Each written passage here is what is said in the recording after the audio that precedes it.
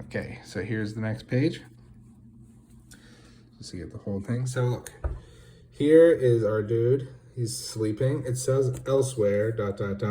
And I will say, oh, you know what? I forgot to mention something about the other page. I'll go back to it. This right here. This is like the setting.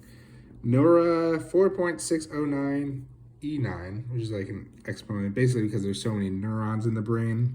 It's like, this is like this one's demarcation or whatever. And it says dendritic margin, which I'll probably end up changing just because I've started to think about the layout of like what the world is going to look like a little bit more. Right now, dendritic margin is really kind of like a huge vague area. So I'll probably put something a little bit more specific here.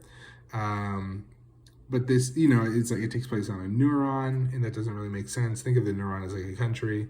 So maybe Nora is the name of the country, or maybe something else. Anyway, it doesn't really matter.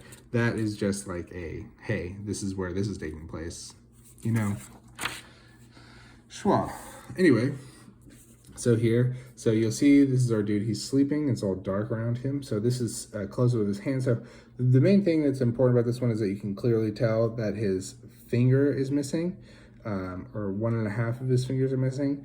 Obviously, I didn't do a great job of accenting that, but he's a skeleton, you know?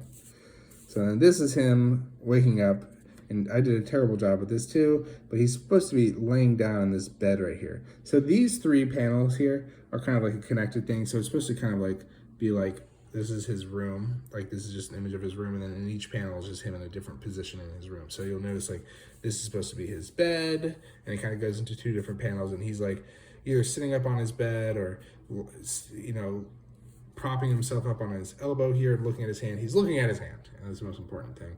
And then here we go.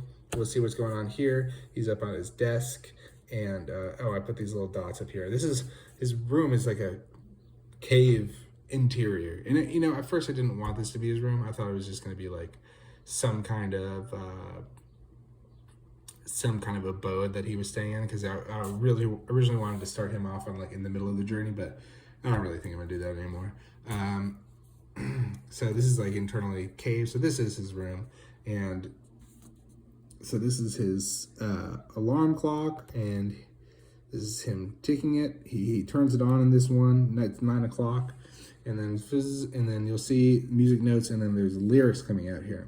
So in this panel, in this one really all he's doing is standing up and turning on the alarm clock or the music or whatever. So here he has some hooks on the wall, and he's grabbed some shit off of it. I don't know what this is hanging on it. Maybe I wanted that to be like one of his hooded things or something. But the point is he's taken the sweater off of one of these hooks, and right now the sweater is kind of like tucked over his head, so he's pulling it over, you know, it's like, you know, his head is stuck in the sweater, you know, that old thing. You can see his like spine and his butt or whatever, and then he has a little doorway here, and he's going to go down the stairs. I don't know if you can really see that, but these are these stairs. Anyway, so these song lyrics start, right? It says, "Hey Selena," and then it goes, "Sell your dreams for what they paid ya, your jeans, you let them fade your springs, you better set them for a big happy day." So that's all it's supposed to be like, these song lyrics that are coming through here, you know, playing there. But anyway, so this is him walking down the stairs right there. You know, he's leaving, he's going down there. Right now his sweater says "at a loss," and that's not really supposed to, I don't know, it seemed cool to me at the time. And this is him in his kitchen, I guess, and he has like a lamp or whatever, and then there's like a coffee maker and a cupboard and sink and whatnot. He's standing there, it hits a beep, and then he makes a sandwich with his knife. It says clang, and he's making a sandwich of silken tofu and jam, which seems really gross to me. And then this is a look on his face. This is just zooming on his face, and I always thought that this is him maybe like reacting to this song that's playing, because he's kind of like over it. He's kind of like, okay, this is some dumb bullshit. But anyway, we'll get there. So there's a lot of room here for like maybe other background shit in his house and in his room or whatever. You know what I mean? This is just supposed to be like give off the general idea that he's going through some sort of a morning routine while this song is playing up here.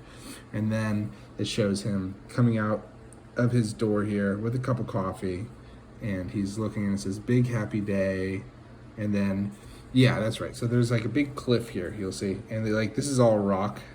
Sorry, this is all rock here.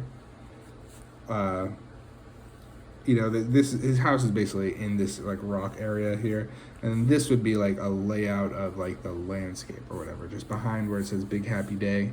And I thought maybe there'd be like a bunch of weird creatures or a bunch of strange stuff or whatever, but I don't exactly know. Maybe just like a passageway to where he's about to walk next, you know, because basically here's his house, and then there's this ladder here. Big Happy Day, that's the song. What does it say? Slow layout, show layout of terrain here in this entire shit. Unpredictable. I guess those are my notes, so I don't know, some shit like that. Maybe there's like a big crack over here, because it's this idea I've been thinking of called the void, but we'll talk about that in a little bit.